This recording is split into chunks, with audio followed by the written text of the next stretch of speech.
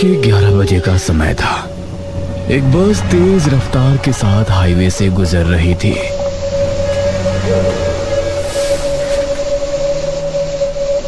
मुझे तो सोचकर ही एक्साइटमेंट हो रही है। कल शाम तक हम शिमला में होंगे। हाँ, तुम्हारे साथ रोमांटिक पल गुजारने को मिलेंगे। कसम से मजा ही आ जाएगा। इस समय इनकी बस एक घने जंगल से होकर गुजर रही थी। सभी बहुत खुश थे। अरे कंडक्टर साहब, मैं बहुत देर से बस रोकने के लिए कह रहा हूँ, लेकिन आप है कि रोकते ही नहीं। अरे भाई, अभी जंगल भरा रास्ता है, अभी से कहां से हम रोक सकते हैं? कोई ठीक जगह देखकर रोक देंगे। तभी अश्विनी और रणविजय को सड़क किनारे एक बूढ़ी खड़ी नजर आई। अरे देखो, वो बूढ़ी औरत कैसे जंगल में अकेली खड़ी है। बस उसके पास से गुजरी और वो बूढ़ी पीछे छूट गई। बेचारी बूढ़ी शायद लिफ्ट के लिए खड़ी होगी, लेकिन इस बस वाले ने बस ही नहीं रोकी। छोड़ो जान, हमें उससे क्या। कुछ देर बाद इन दोनों ने फिर से उसी बूढ़ी को देखा। अरे देखो, तो वही बूढ़ी लगती है। रणविजय ने भी उनकी तरफ देखा।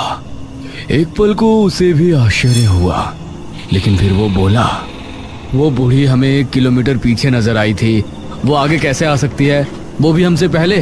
अरे ये जरूर कोई और है। हाँ, शायद तुम ठीक कह रहे हो, मुझे ही कोई गलतफहमी हो रही है। तभी पीछे बैठे रणविजय ने ऋतिक से पानी मांगा।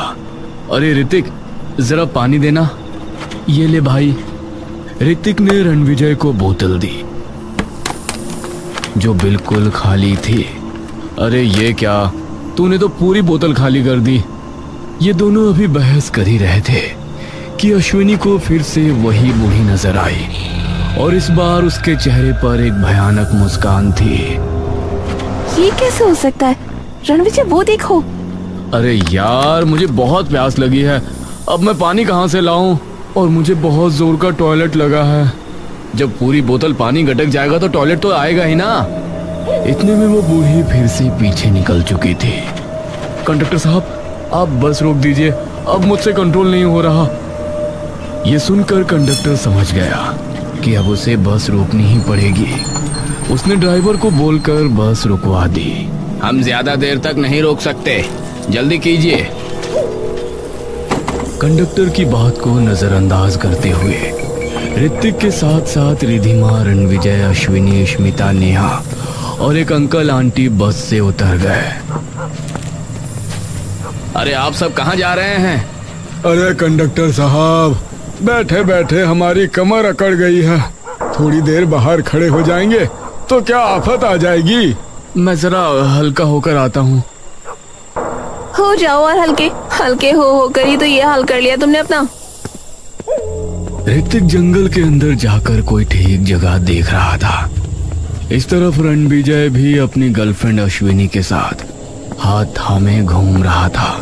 नेहा, वो देखो, अश्विनी के साथ रणविजय और मोहित के साथ रिधिमा, ये चारों कितने अच्छे लग रहे हैं ना। क्यों ना तुम भी मेरा हाथ थाम लो। मैंने सच में तुमसे ज्यादा बेशर्म इंसान नहीं देखा। कितनी बार तुमको मना कर चुकी हूँ, फिर भी चांस मारते ही रहते हो। ये कहकर नेहा ने आगे कदम बढ़ा दिए। स्मित ने अपना मोबाइल निकाला तो उसके मोबाइल में नेटवर्क नहीं थे।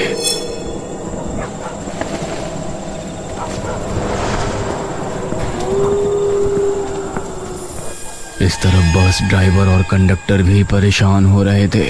बस रोकना भी हमारे लिए मुसीबत हो गई। अब ये लोग ना जाने कब वापस आएंगे। अगले ही पल ये सभी उनको बस की तरफ आते हुए नजर आए। अरे ये लोग तो बहुत जल्दी आ गए। वो सभी आकर अपनी अपनी जगह पर बैठ गए।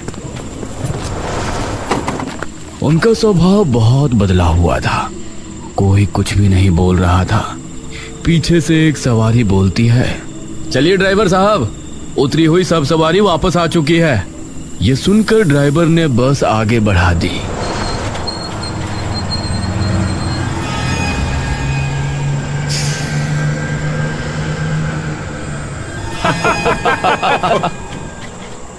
अरे क्या हुआ आपको? ऐसे क्यों हंस रहे हो? एक एक करके सभी हंसने लगे।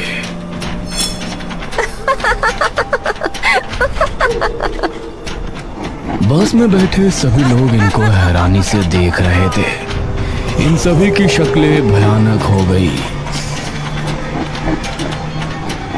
और फिर ये सभी हवा में गायब हो गए। अरे ये क्या हुआ? ड्राइवर साहब, अब बस नहीं रोकना, हम छलावे में फंस गए हैं। यह सुनकर ड्राइवर ने बस को और तेज दौड़ा दी। इस तरफ स्मिथ मोबाइल हाथ में लिए हुए आगे बढ़ रहा था।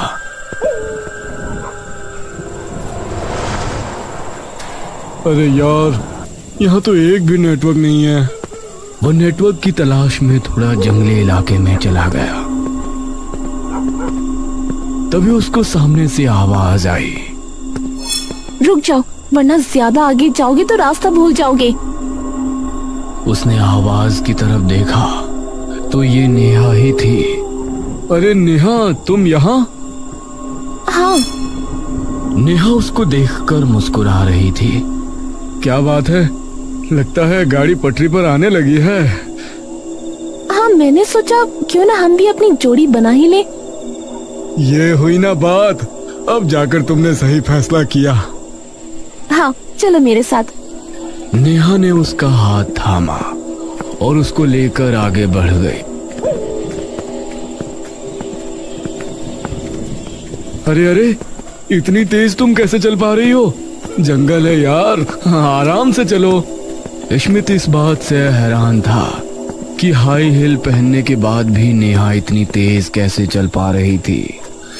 दूसरी तरफ ऋतिक भी जंगल में ही एक जगह पर था। चलो, हल्का तो हो लिया, कितना सुकून मिल रहा है। वो वापस रिधिमा के पास रवाना हुआ। ये ऋतिक कहाँ रह गया? अभी तक आया ही नहीं।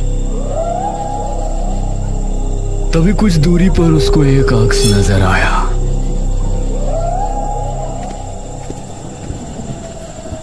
ऋतिक, ये तुम हो क्या? तभी किसी ने उसके कंधे पर हाथ रखा और उसने पीछे पलटकर देखा। ऋतिक, तुम? हाँ, मैं। और कौन होगा? अभी तक तुम वहाँ झाड़ियों में थे ना? नहीं, मैं वहां कैसे हो सकता हूँ? मैं तो तुम्हारे सामने हूँ। इस तरफ स्मिथ नेहा का हाथ थामे जंगल में घूम रहा था।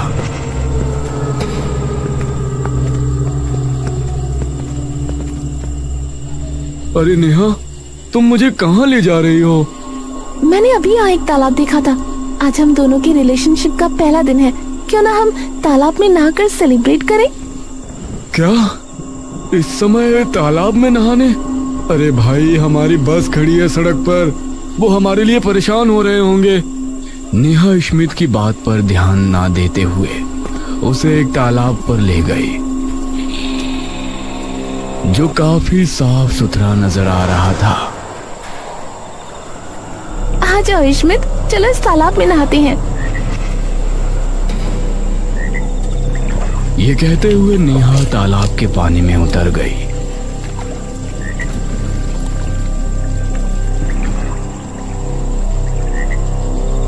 और पानी में उतर गया। पानी में उतरकर वो आगे बढ़ना चाहता था, लेकिन ना जाने क्या हुआ। अरे, मेरे पैर इस पानी में जम कैसे गए? मैं आगे क्यों नहीं बढ़ पा रहा? इस पर नेहा भयानक अंदाज में हंसने लगी। उसकी आंखें लाल लाल चमक उठी और वो तालाब से बाहर निकल गई।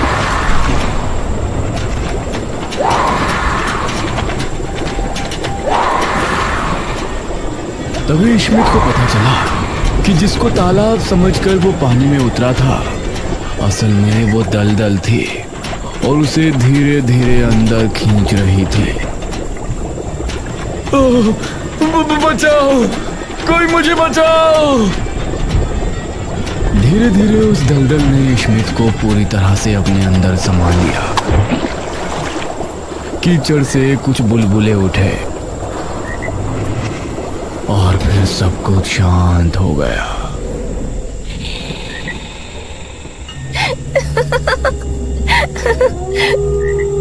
वो लड़की जो अब तक नेहा दिख रही थी अचानक हवा में गायब हो गई।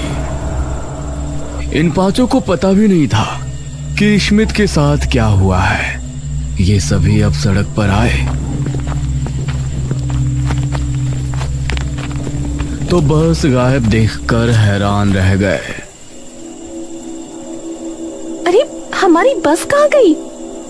वो बस वाला हमें लिए बगैर कैसे जा सकता है? नेहा, स्मिथ तो तुम्हारे साथ था ना, वो कहाँ है?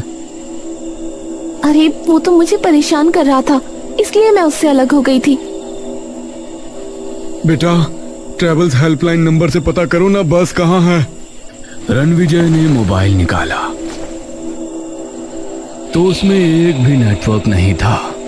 ओह शिट, अश्विनी तुम अपना मोबाइल चेक करना, मेरे मोबाइल में नेटवर्क नहीं है। अश्विनी ने मोबाइल निकाला। अरे यार, मेरे मोबाइल में भी नेटवर्क नहीं है। तभी इनको सामने दो हेडलाइट नजर आई। चलो, लगता है कोई बस आ रही है। वो बस इनके करीब आई तो इन्होंने पाया कि वो बस इन्हीं की थी। अरे ये तो हमारी बस है, शुक्र है वापस आ गई। हे रुको! ये सभी बस को देख रहे थे। बस इनके करीब आई और सामने से गुजर गई। इन्होंने पाया कि उस बस के अंदर स्मिथ बैठा हुआ था, लेकिन उसने इनकी तरफ देखा तक नहीं। अरे ये क्या, बस तो हमारे लिए रुके ही नहीं। अरे ये स्मिथ, इसने भी हमारे लिए बस नहीं रुकवाई। समझ नहीं आ रहा हमारे साथ हो क्या रहा है। ये सभी अभी सोच ही रहे थे कि तभी इनको एक घंटी सुनाई दी। इन्होंने देखा कि एक आइसक्रीम बेचने वाला वहां से गुजर रहा था। हे भैया, क्या आप बता सकते हैं कि हम कहाँ हैं? आप यहाँ पर पहुँचे कैसे? बस क्या बताएं, बस से उतरे थे और हमारी बस हमें ही छोड़कर चली गई। पता नहीं हमारे साथ क्या हो रहा है। आप लोग इस समय जिस जगह खड़े हो यह सुरक्षित जगह नहीं है। यहाँ पर छलावे का खतरा है। ये छलावा क्या होता है? छलावा एक किस्म की अशुद्ध हवा जैसा होता है। इस तरह के जंगली सुनसान इलाके में ये बहुत ताकतवर हो जाता है, जो किसी का भी रूप ले सकती है और किसी भी तरह का भ्रम पैदा कर सकती है। जैसे कि हमें जो भी दिखाई दे रहा वो सच नहीं होता, लेकिन हमें ऐसा लगता है कि यह सच में हो रहा है। छलावा हमारे दिमाग के साथ खेलता है और हमें इस कदर मजबूर कर देता है कि हम उसमें फंसकर अपनी जान तक गवा देते हैं। यह सुनकर वो अंकल आंटी और अश्विनी बहुत ज्यादा डर गए, लेकिन बाकी चारों पर इसका कोई असर नहीं पड़ा। इसका मतलब जो बस हमें दिखाई दी वो हमारी बस नहीं होगी, तभी वो हमारे लिए नहीं रुकी। आपको इस छलावे से बचना है तो आप मेरे साथ चल सकते हैं। अरे यार, ये आदमी हमें बेवकूफ बना रहा है। क्या बेकार की बात, किसी का भी रूप ले सकता है वगैरह वगैरह। रणविजय, उनकी बात तो सुन लो एटलीस्ट। अरे बेबी, तुम शांत रहो, कुछ नहीं होगा। ये कहकर रणविजय ने उस आदमी से पूछा, यहाँ आसपास कोई ढाबा वगैरह या कोई पुलिस स्टेशन? लगता है आप लोग नहीं मानने वाले। आपको बताना है तो बताओ, वरना यहाँ से जाओ। बेकार की बातें मत करो। ठीक है, आप यहाँ से सीधे चले जाइए, आपको एक ढाबा नजर आएगा। लेकिन मैं अब भी कह रहा हूँ, आप इस तरह यहाँ मत भटकिए। छलावा बहुत खतरनाक होता है और उससे बचने का। बस बस भैया, जितना हमें पूछना था हमने पूछ लिया, अब आप जा सकते हो। ये कहकर सभी आगे बढ़ गए।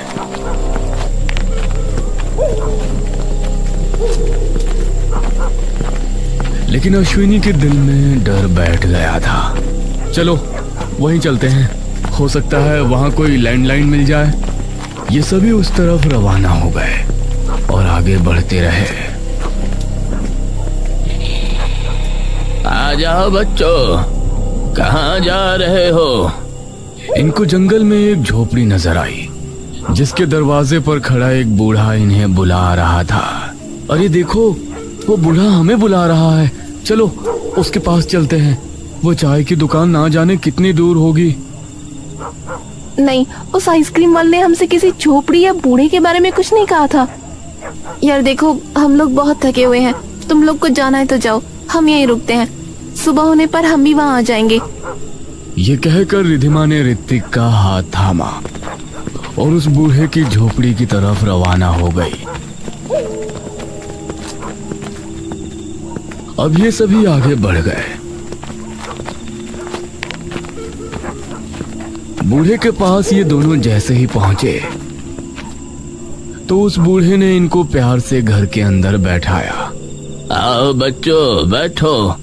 शुक्रिया अंकल। इस रास्ते पर छलावे का डर है ना, इसलिए हर रोज यहाँ जो भी लोग मुझे नजर आते हैं, मैं उनकी मदद के लिए उन्हें बुला लाता हूँ। आप बहुत अच्छे अंकल। तुम लोगों को भूख लगी होगी ना? हाँ अंकल, बहुत भूख लगी है। मैं तुम दोनों के लिए खाना लगा देता हूँ, पेट भर के खा लेना। ये कहकर बूढ़े ने एक थाली में खाना निकाला और इनको परोसा। शुक्रिया अंकल। उस थाली को देखते ही इन दोनों का दिल दहल उठा। इन्होंने पाया कि उस थाली में 2 इंसानी कटे हुए हाथ रखे हुए थे।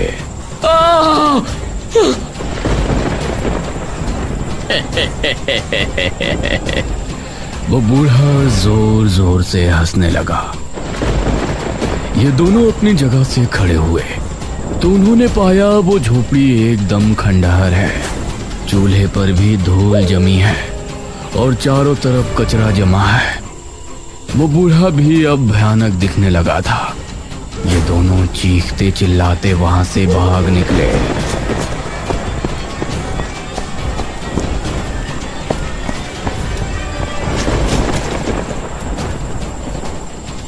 हे भगवान, हमें बचा ले। ये कुछ ही कदम चले होंगे कि तभी इनको एक चाय की दुकान नजर आई, जहां इनको रणविजय और बाकी सब लोग नजर आए।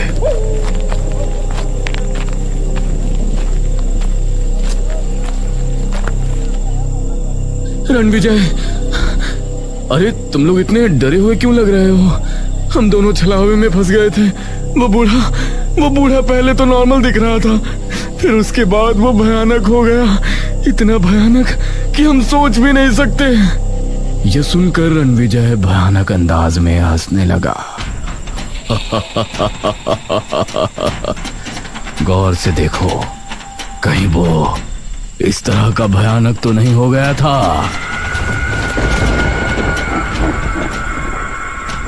तभी वहां मौजूद सभी लोग उस बूढ़े की शक्ल में बदल गए और ये देख उनके रूह कांप उठे।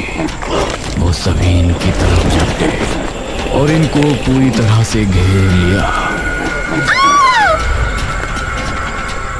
इन दोनों की आखिरी चीख फिजा में गूंजी। उसके बाद वो सभी चील और कौवे बनकर फिजा में उड़ गए।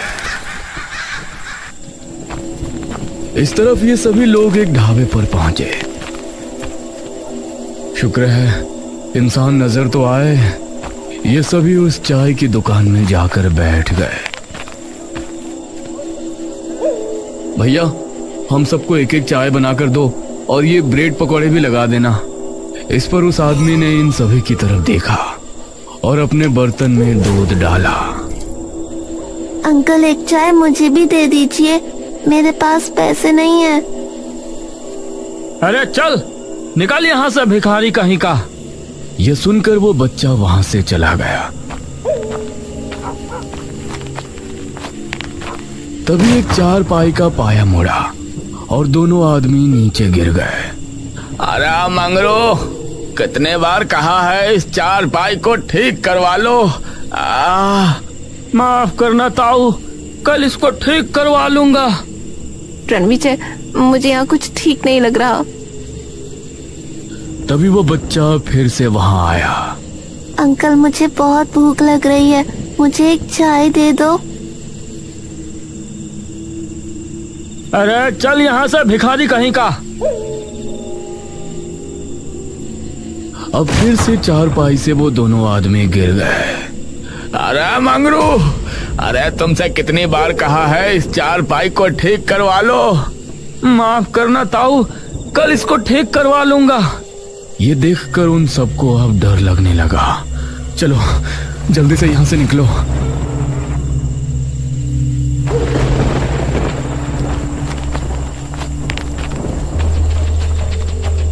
अरे क्या हुआ साहब, क्या आपको चाय नहीं पीनी? वो सभी एक साथ भयानक अंदाज में हंसने लगे। अब इन सबका दिल दहल उठा और ये वहां से भागने लगे। अब हम लोगों को सीधा रास्ता पकड़ लेना चाहिए जहां वो आइसक्रीम वाला हमें मिला था। ये कुछ कदम ही भागे होंगे कि वो आइसक्रीम वाला इनको नजर आया। मैंने कहा था ना मेरे साथ आ जाओ। आपने सही कहा था, हमें माफ कर दीजिए। चलो अब तुम सब मेरे साथ चलो मेरे घर पर। यह कहकर वो आइसक्रीम वाला इनको लेकर वहां से जाने वाला था। तभी इनको एक आवाज आई, रुक जाओ। उन्होंने पलटकर देखा तो इनके पीछे भी आइसक्रीम वाला था जिसके हाथ में एक कलश था। अरे ये क्या? वो छलावा है, उसकी बातों में मत आओ। ये सुनकर उस दूसरे आइसक्रीम वाले ने कलश से भस्म निकालकर हवा में फूंकी।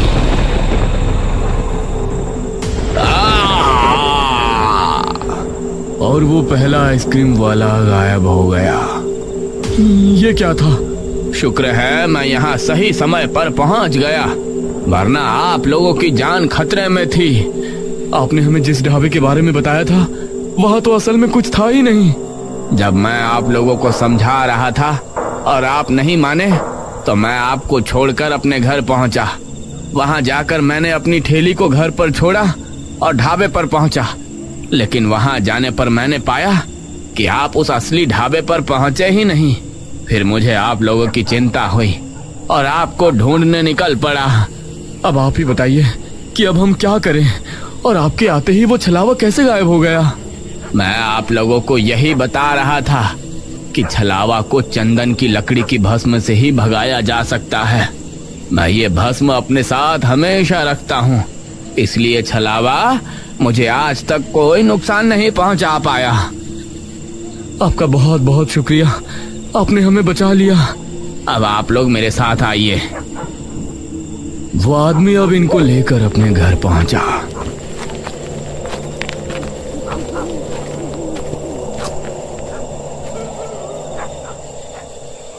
अब आप लोग शांति से सो सकते हैं। सुबह होने पर उसका डर खत्म हो जाएगा और फिर आपको जहां जाना हो जा सकते हैं। ये सभी उसके कहने पर लेट तो गए, लेकिन इनको पूरी रात नींद नहीं आई।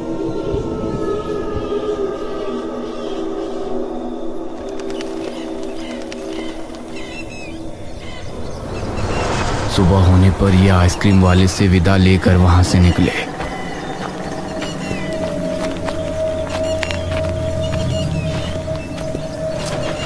उन्होंने एक बस पकड़ी और अपने शहर वापस पहुंचे।